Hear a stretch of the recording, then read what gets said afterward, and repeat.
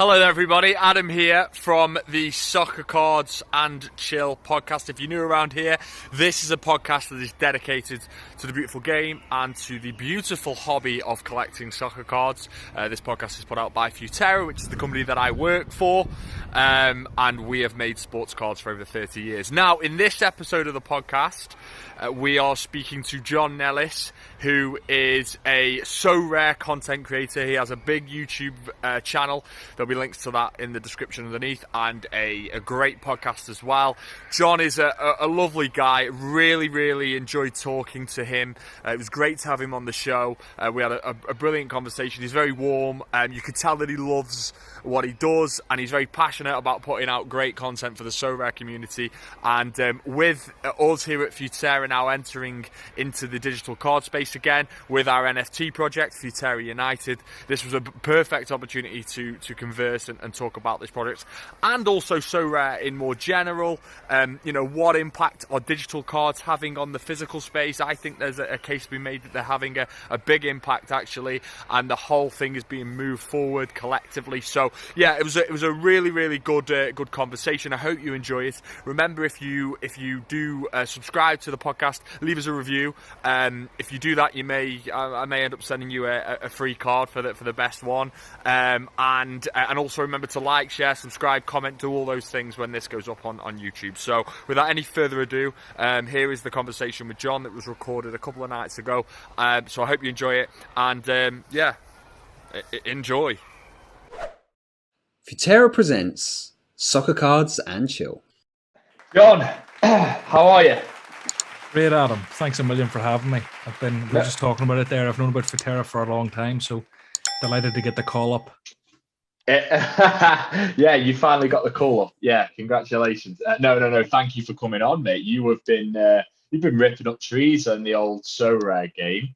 I mentioned before we hit record, I was watching you at the end of my workout on a spin bike earlier, sweating away and watching you talking about how much, how well you've done with Sorare. So congratulations on that, mate. You're building a great little channel over there, a great little following as well.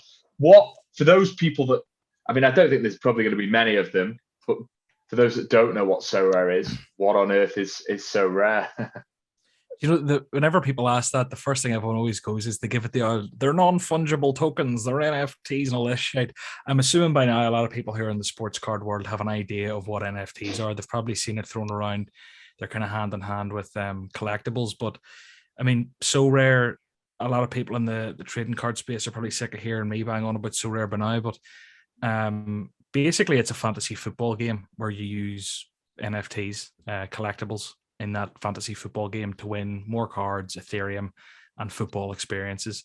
So Sorare's officially licensed clubs, and they, through those, can offer tickets to games, VIP experiences, trips, lots of sort of things down the line will be coming. But on top of that, Ethereum, which is just cash prizes, and Sorare cards. So that's kind of what you do. Now, the cards can be seen as collectible. Now, we know with a lot of collectibles in the sports card world, it takes a bit of time for that IP and that sort of recognition of the brand to really have some clout. Anyone can come out and make not anyone, but if someone comes out and makes a sports card, doesn't make it a collectible, there needs to be the demand there. People need to respect the brand and respect the licensing and respect everything around it and what makes it a collectible.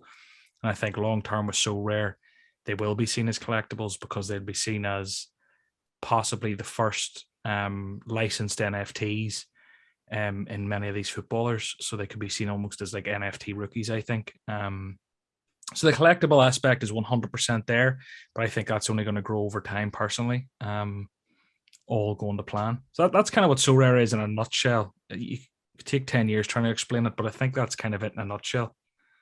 Yeah, I sense you were going through the same struggle as me there when people ask me at the moment, like, what's going on with Futera United? What are NFTs?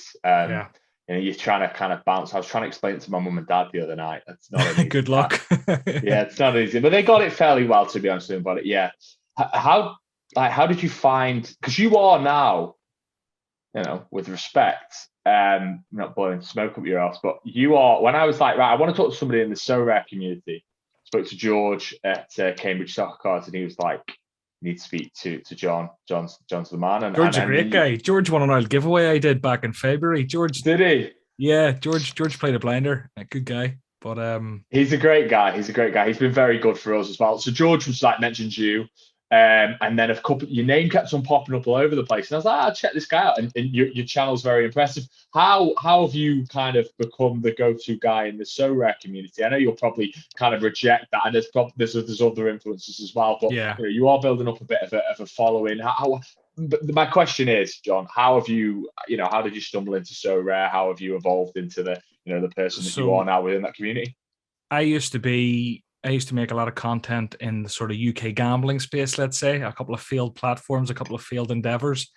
But thankfully through that, I met a lot of great people. I got into sports cards through that. I met lots of great people. And thankfully through all that, I was very transparent in my content. And it kind of meant when all that fell out, people stayed with me. People still liked me. No one felt like I'd been leading them down the garden path for a long time. I was always very transparent in my content and my thoughts about previous platforms. So I kind of there was a bit of a crossover period. It wasn't a big pivot when everything went tits up in those other spaces. I'd been kind of Sorare had taken a lot of my attention for months at that stage. And I sort of basically just started putting out a few videos earlier in the year. And then whenever those things stopped really happening and it was a lot more time, I wasn't making content, I just went double down in Sorare. And that was around the time in February, there was a bit of a boom in the Sorare space with, it's kind of known in the space as the Gary V boom.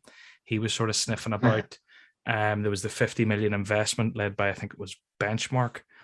And, there was madness in the market. And then around then, I just kind of said, yeah, this is what I'm at. So I just doubled down and put all my sort of content and man hours into it. So yeah,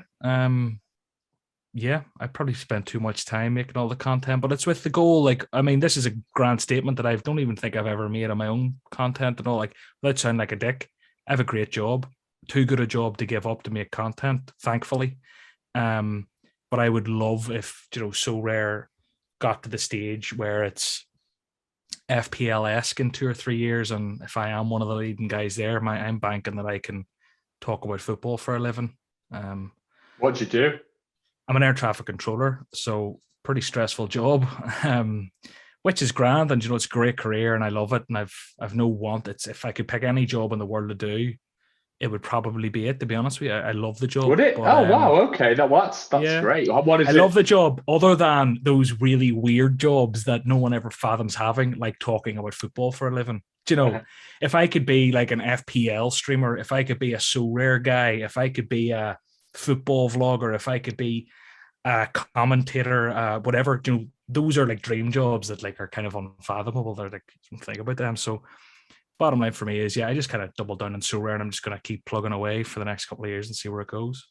Well, you should. I mean, again, I every time I've watched your content, it's been really engaging and easy to watch. And that's a massive plus. So I can believe that people kind of followed you around, and you look like you found a niche now that you are really kind of excelling at, and your stuff, and you're able to create these great videos that are really educational. And as I said, someone like me, a full normie coming into this, I watched your videos and I kind of felt like I knew a little bit more about what Sorare was, and went on and had a little look. So that was great.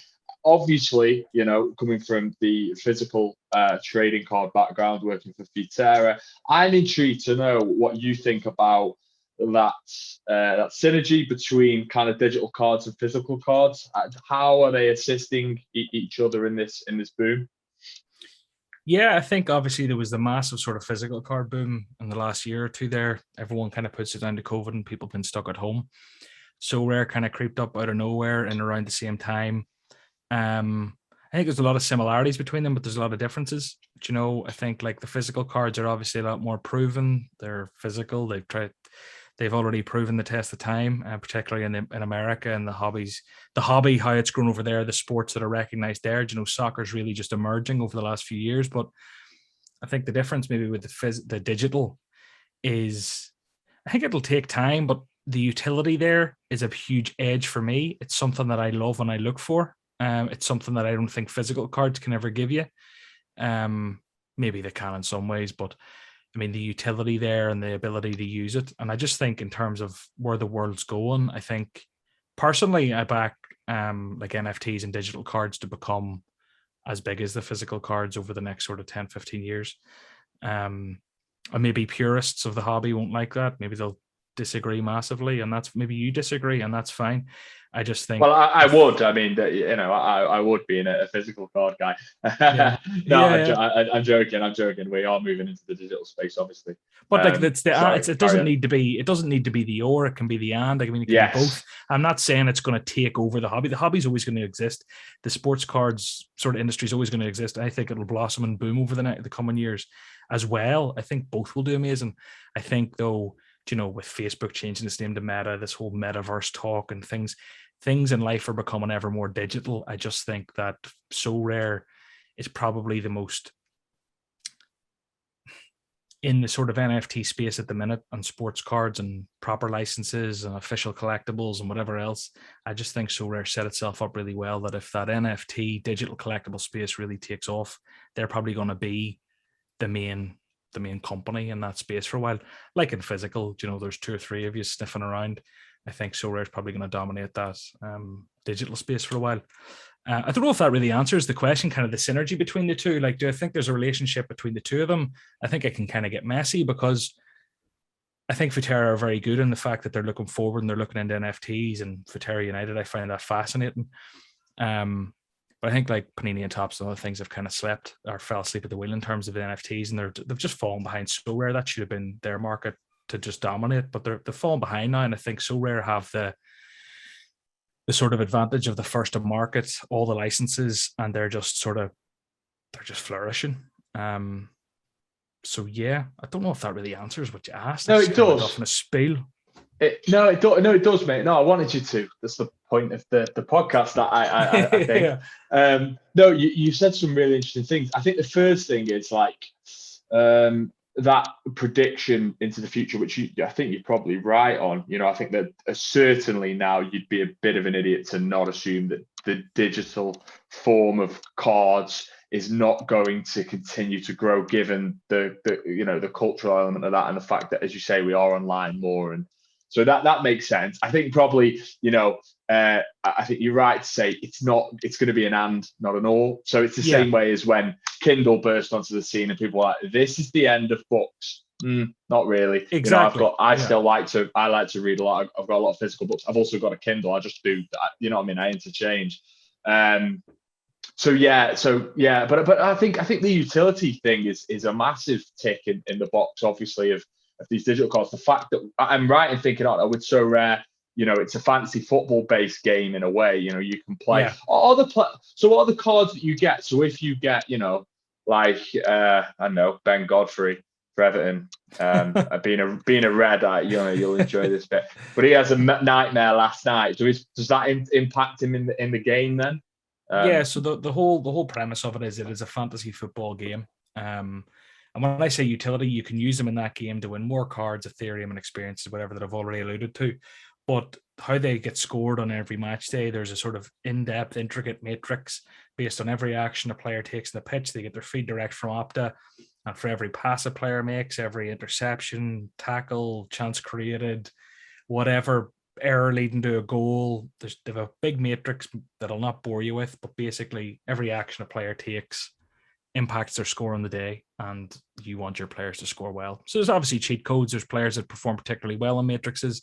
There's players that aren't really suited to it, and it's all about optimizing around that and trying to it's like FPL. You want guys who get goals and assists. Sorare's matrix is kind of that, but a bit more in depth. More things are scored than just goals and assists. But it's predominantly, for me, it's the beauty of it is how it enhances your match day experience. When let's take physical cards, for example. People buy a rookie, a Curtis Jones. I use that as an example because that's one I bought from Futera. Yeah. When I see Curtis Jones getting more starts now for Liverpool, I like that. I see him scoring a big game. I like that a lot because I'm thinking my physical card here is getting a bit more clout, a bit more collectible. Over time, maybe could I flip this? Yeah. I could. I'm not really a flipper guy. I bought a bunch of rookies that I really back, and I'm just going to hold them for years unless there's a really obvious selling opportunity. But I'm not in here to like shark out and make a bunch of money short term. For me, it's like I bought a bunch of players I believe in long term, and I just want to see how their careers go. But the reason I'm going down this line is I'm saying, like, you see Curtis Jones doing well, and that enhances that match day experience.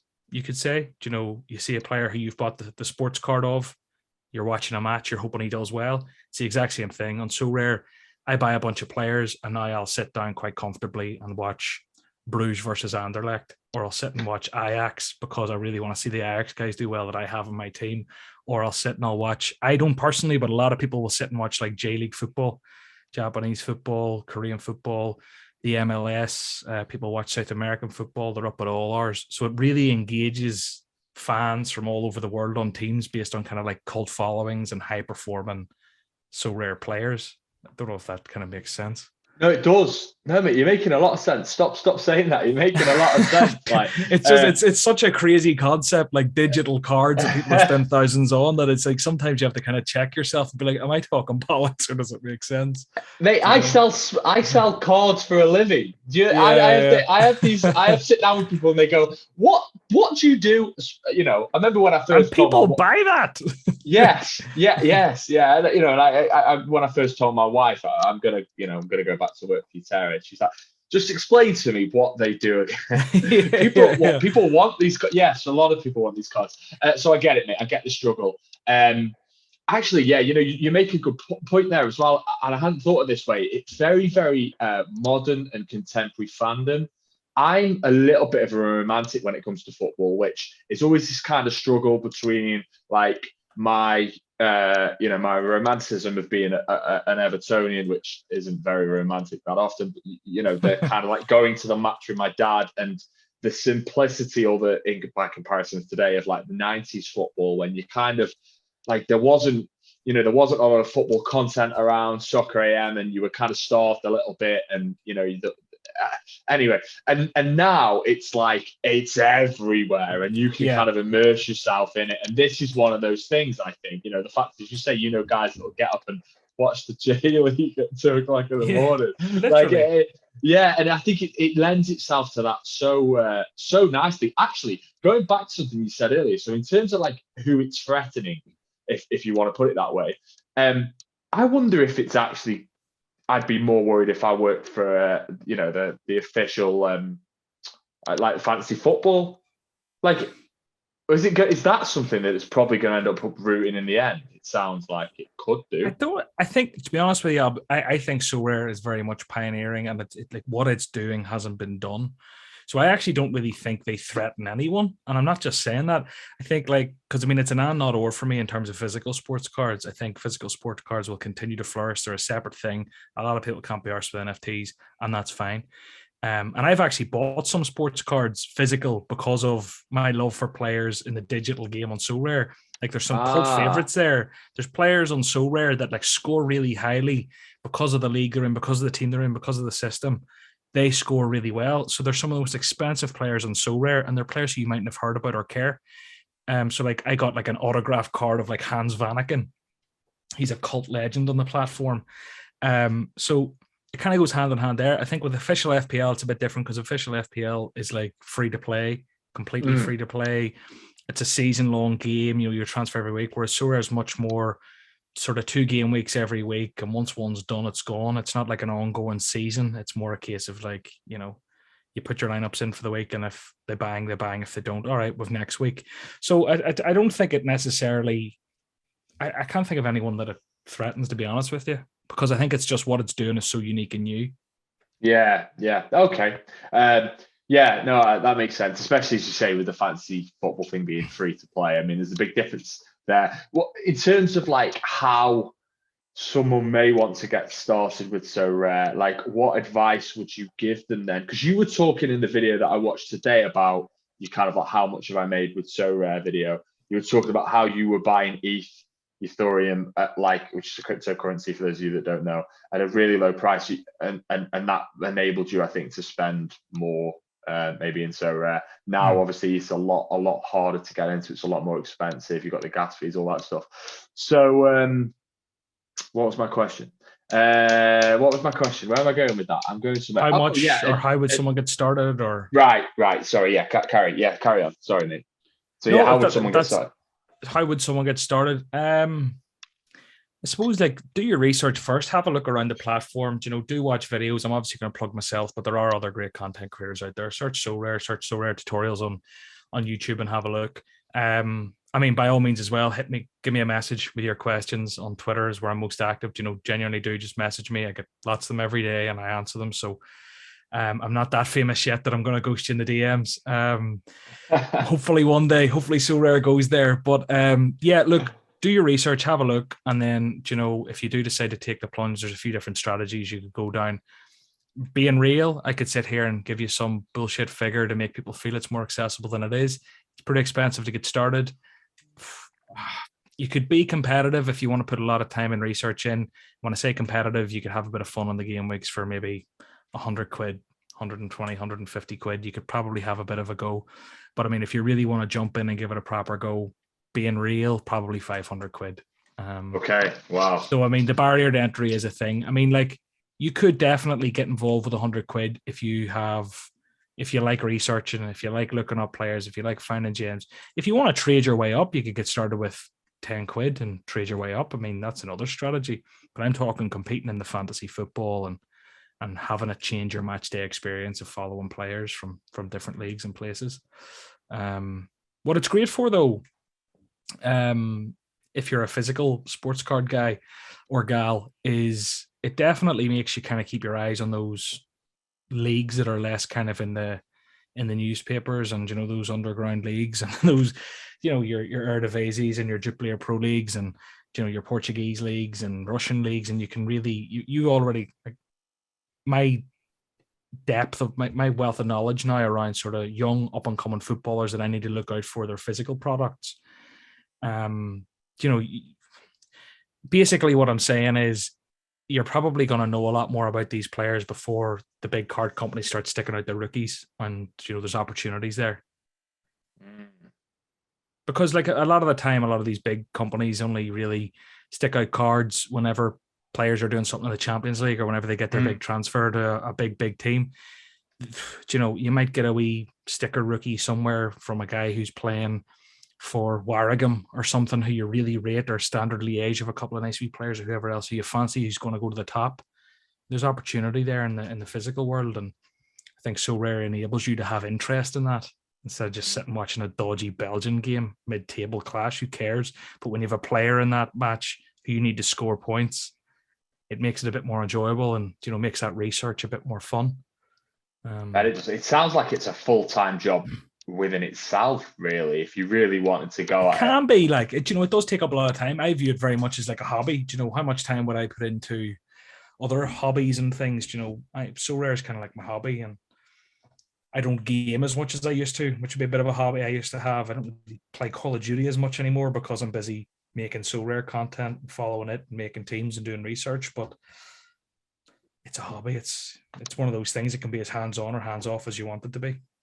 Have the Sorare guys got in contact with who? Me? With you? Yeah. Do they talk to you? I mean, you're a valuable asset in terms of the community building side for them. Did they ever talk to you? Yeah, well, I suppose me and a few other people around, a lot of people in the community would be like affiliates and stuff. So you'd have contact with affiliate managers and whoever else. But they've been very good. I think I was lucky that I was in 14 months ago now or so, relatively early. So you kind of built up relationships and have those there, and hopefully they stay. But they're a company worth over 4 billion now, so obviously their attention's elsewhere and they're a bit busy. But no, they're very good, and they are very good with their community. They genuinely are, which is great. Yeah. Oh, good to hear. And do you think there's any scope for like physical versions of the Sorare cards, or is that a crazy idea? It gets messy because I don't really know, and you probably know more than me about licensing. But as far as I'm aware, like they don't have the physical licenses of anything they do. They have the NFT licenses. So they might have the license for PSG in an NFT. They license NFT, PSG NFTs. That's a lot of letters. They're licensing them. They're licensed for them at the minute, and they're minting them.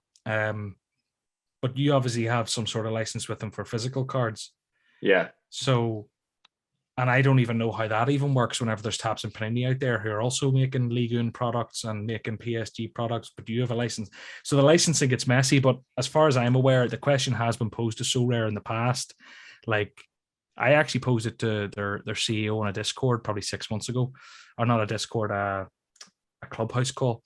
I sort of said, like, would you ever make physical cards as well? I mean, I think it'd be really cool if you had a physical pack that come out and whatever. And even in there was like redeemables of NFTs and stuff like this. Yeah. But I just don't think they have a license or it's something they're even remotely that they're interested in doing just because of the logistics with the licensing. But right, okay. I just wondered. It was more a question. Yeah, you're right. You get into that stuff. It's crazy. I was more wondering it from a community perspective. You thought that people who play Sorare would also be intrigued and like, oh, okay, I got a physical version of this. Oh yeah, 100%. I think so because I mean there was someone in the community a while back was making like magnets, fridge magnets. They were, I don't know what the legalities around it all. I think they were giving them away for free and whatever. Someone really chased them up or cared, but they were literally just taking like a print of the NFT, like the Sorare card, and making it into like a fridge magnet and send them out to people. So people would have like their team and stuck it in their fridge and whatever. But people love that. People lap that up. People become very connected with their Sorare cards, like same as people do with their physical cards. You might have a card in your collection that you're like, I don't care what anyone offers me. This is staying with me. It's the same on Sorare. I have some cards there that mean nothing to many people, and but I wouldn't sell it. Well, everything has a price, but like, you know what I mean? Like, it's like, that means a lot to me. You're gonna have to pay over the going rate here. So a lot of people in Sorare are very connected to cards and love anything to do with them. So I don't know. I mean, if something like that ever came out or there was a way it could be done, I'm sure people would lap it up. It's just a logistical nightmare, I think. Yeah, no, that's interesting. No, yeah, I can definitely understand and appreciate that people kind of have this relationship with the digital cards that they've got, and the idea of having a physical version might be exciting to some. What do you feel is, well, we kind of already touched on this, but like the kind of the long-term future of all of this, really, John? Can you see mass adoption and kind of what needs to happen for that to happen? Again, disclaimer, I am probably one of the most biased people in the world to ask that question to. So you're going to get a very bullish answer from me. I make a podcast. I have a YouTube channel. I'm an affiliate. So I'm actively getting paid by people signing up to Sorare. I'm not trying to hoodwink anyone. That's what it is. But the reason I'm doing all that, the reason I have all these little sort of ducks lined up is because I genuinely do feel it goes mainstream. I think NFTs continue to grow. I think Sorare, with all that investment that they've got now, with the amount of money that they're worth, everything else, I think what we'll see from Sorare in the next 5 years, and again, they haven't said half of this. This is me speculating about what I think makes sense.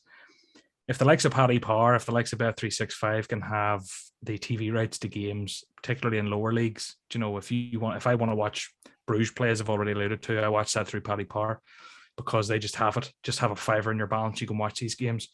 Getting them elsewhere can be a bit of a pain.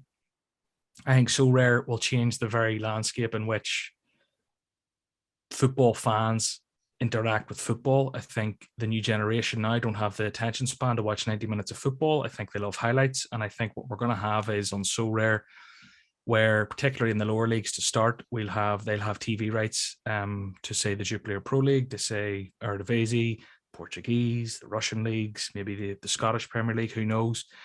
And I think, if your player scores, you might get a 15-second video that's accessible to you, just showing you the goal or assist or the moment on the spot in real time. That doesn't exist now. Your player scores, you get the notification on Flash Score. You have to go over to Twitter, you have to go over to Instagram, and you're hunting around trying to find a video, probably not accessible in your location, and you'll just get your head wrecked. I think it'll change the very essence in the way that people engage with the game. Sorare as a platform will be more than just an NFT sort of platform. It'll be a fantasy football game where it's like the social media of football. At the minute, there's already the option to follow people on it. It doesn't really have any function at the minute, but I think down the line there'll be more of a social media aspect to it, talking and sharing about football thoughts.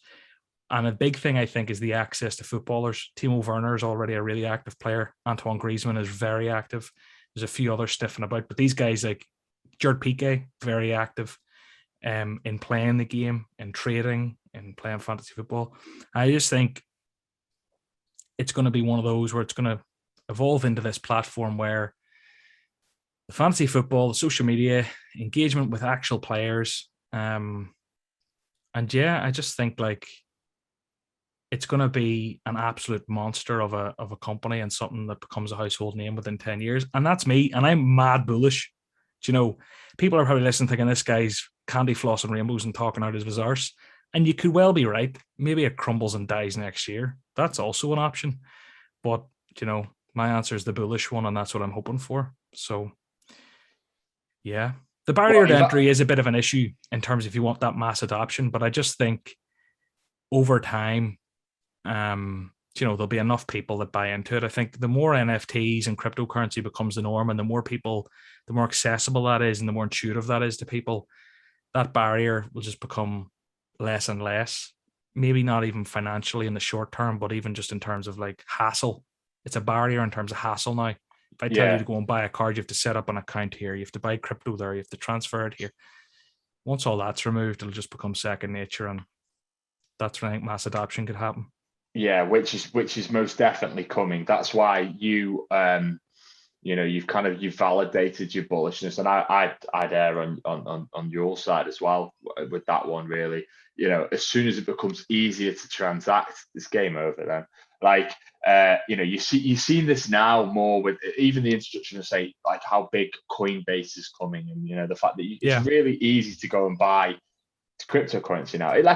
When I first heard about Bitcoin in like 2012 or whatever it was, I had no idea how do you get Bitcoin. I knew it was kind of conceivable how it could be valuable. I didn't really know how to get it.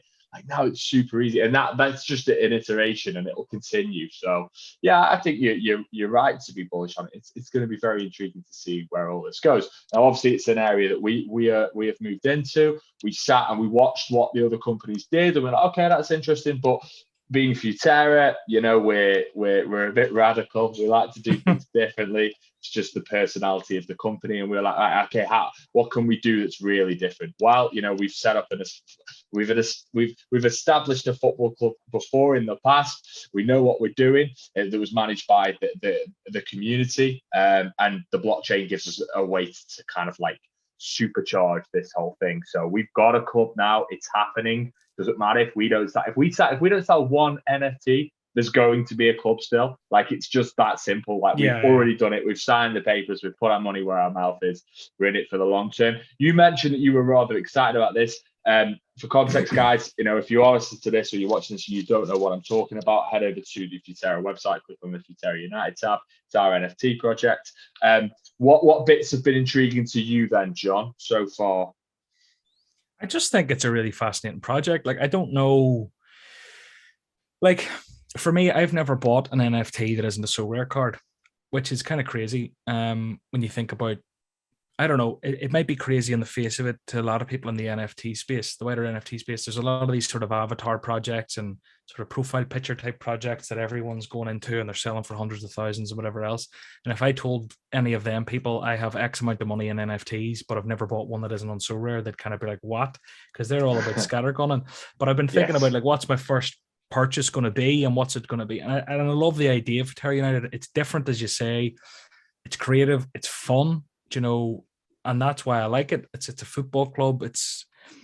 Look, all the details haven't been announced, so I don't know exactly what to be the most excited about. But I've heard Jason and Enzo and Soccer Cards United chat about it. I had a look myself, and the video you put out, kind of looking around the ground and all, I was like, oh my god, that's actually like real. You know, that's real. That's actually like people are actually going to be kicking a ball around that pitch at Futera United. Like, that's mad. That's just, I think it's really interesting. So I'll definitely be there minting a couple of NFTs and seeing what happens. But I'm just really interested to see what comes of that. Like, I'll be honest, I haven't put enough thought into it, like in terms of what that could potentially mean for NFT holders and for what decisions will actually be made and how that looks for NFT holders and the collectors of those NFTs. I don't know what it becomes or what it does, but I just think it's such an interesting idea that it can only be fun. Like, yeah, you know, well, that's good. You keep on using the word fun, and I know that, you know, when our CEO Gwyneth watches this, she'll like that you're using that word, because everything we try and do is quite fun. We're quite a fun it's a fun place to work, you know. So yeah, it is fun. It's crazy. Yeah. It's crazy. I tell people, they're like, what? Yeah. But it's you know, we've announced now, like, you know, we're going to be in the Thai leagues as well, which is kind of cool, because the Thai leagues don't get any coverage, and then all of a sudden we're going to plonk ourselves and try, and the goal is to take us to the you know, the top, well, the Asian Champions League. That's the end goal. Yeah. So, Every time I see the Asian Champions League, because that's scored on Sorare, so maybe one day there'll be that crossover for Futera United on Sorare. But I always see ACL, and I just think ACL injury. The Asian Champions League. Every time I see it, I'm like, what, who, where? But no, look, I think it's one of those, like, if we were here talking about that, I could talk about that for an hour and ask you questions, because I think the questions that come to my mind is like, what's in it for what's in it for Futera? What's in it for the holders of the tokens? Is it all just fun, or is it hopefully going to be profitable long term? Is it not about the money? Is it about the money? Are these NFTs going to be collectibles, or are they just shares in a club? There's so many questions, and I think a lot of that will be discovered over time. It will. It will. In fact, actually, I'm going to say there's a few things in there that we can't answer at this point. I mean, the North Star for all of us is that actually these NFTs, when we mint them, whoever has them, because of what we're doing with the project, the fundamentals, the utility, that they'll go on to be worth a lot. Like, that's great. That's great for everybody who buys one. Of course, that's amazing. You know. And you know, it's not just the club as well. You've got the whole kind of like, we need to look after our collectors. So, you know, if our collectors buy these, then we're going to have to kind of, you know, they're going to get a physical version of their NFT. That's kind of cool. Well, we've always got to kind of move back towards physical cards, because that's what we do.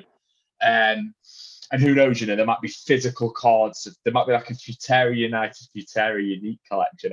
Who knows where we go with it? But yeah, it's a lot of unknowns at the moment, mate. I think it's interesting, because I think that it's not a worry. A worry's not at all the right word. A consideration, a thought I'd have about it all is not about Futera specifically, about NFTs in general, is that 99% of NFT projects at the minute out there are cash grabs. Yes. Or there's something that's pretty cool, don't get me wrong, but they're never going to provide long-term value to the owners, and they're going to crash and burn at some stage. And what would be the difference of me buying one or two for the crack, or saying, you know what it is, I'm going to mint 20 of these things, I'm going to mint 50 of these things, let's go.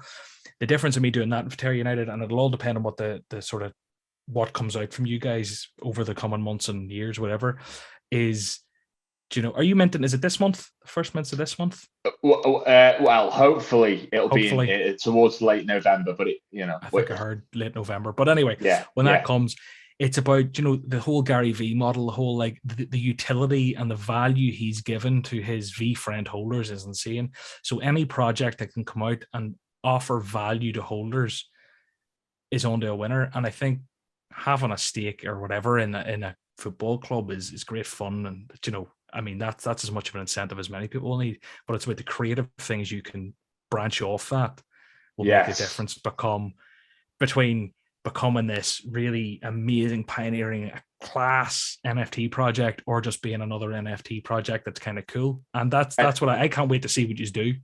Yeah, don't get me wrong, you know, we're well aware of that as well, because we look around and we see these other ones and we go, you know, like, we see, you know, how many are actually ended up being minted and stuff. And there is that concern, like with any new venture. But I think we've got a lot of the fundamentals there with this. Yeah. And yes, it will grow and it will develop. You've got the charity element as well. You know, you've got the different teams within the team.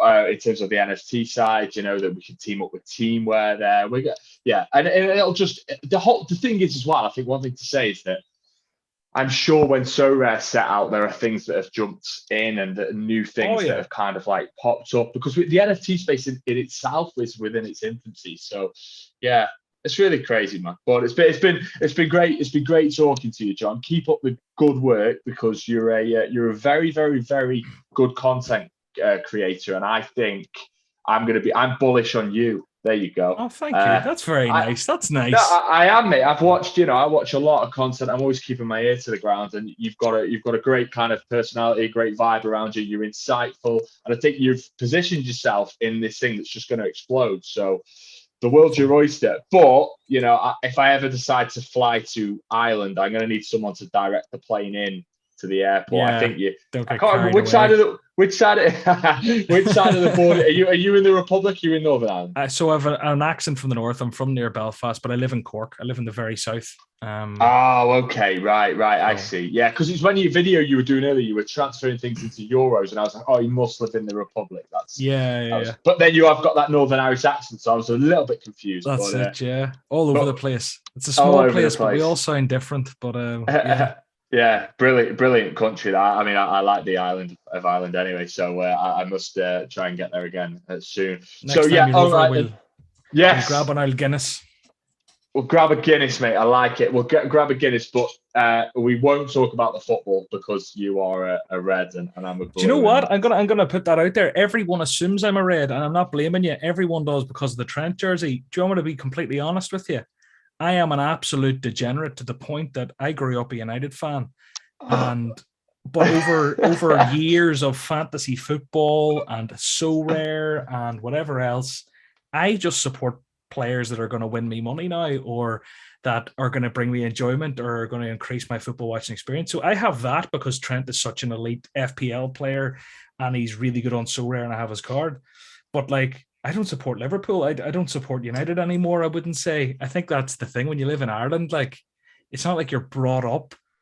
I was brought up a United fan, but I always felt like a bit of a glory hunter. So I kind of distanced myself from that in my adult years, and now I'm just a degenerate without a club who supports anyone that'll pay me. This is part of the issue, though, when you get not only an emotional stake, but like an actual like financial stake. Or like for me, like now we've got the license with Wolves. When Hans scored last night against Everton, I was like, oh, and then I was like, well, at least like those who, I mean, it was ruled off VAR, but for a split second, I genuinely thought about the people who purchased his card. Literally, and that's what happened. I was a United fan, and then I started, like, when I was about 16, 17, 18, started playing FPL, and I was literally like captaining players when United were in a poor run of form and they were against Chelsea. Say, I might captain Frank Lampard at the time. Yeah. And I was like, I'm captaining this guy against United. I was like, how much of a fan am I? And I just got skewed over years of that sort of crap. So, yeah. well, I was like entrenched in it. When I used to play fantasy football, I had a rule that I wouldn't have a single Liverpool player. So I cut my nose off to spite my face. But yeah, no, it's all good. It's all good. Anyway, John, it's been great talking. Just for those guys who haven't yet stumbled across you, where can people find you, mate? Yeah, so look, I mean, I'm most active on Twitter, just at John Nellis _. And if you've any questions about Sorare, hit me up. And I have a YouTube channel, just John Nellis, Nellis. You'll find me. And yeah, that's about it. Perfect. All right, everybody, give this video a like if you're watching on video. Remember to subscribe if you're listening on Spotify or whatever. John, been great talking, mate. We'll do this again. All the best. Absolute pleasure.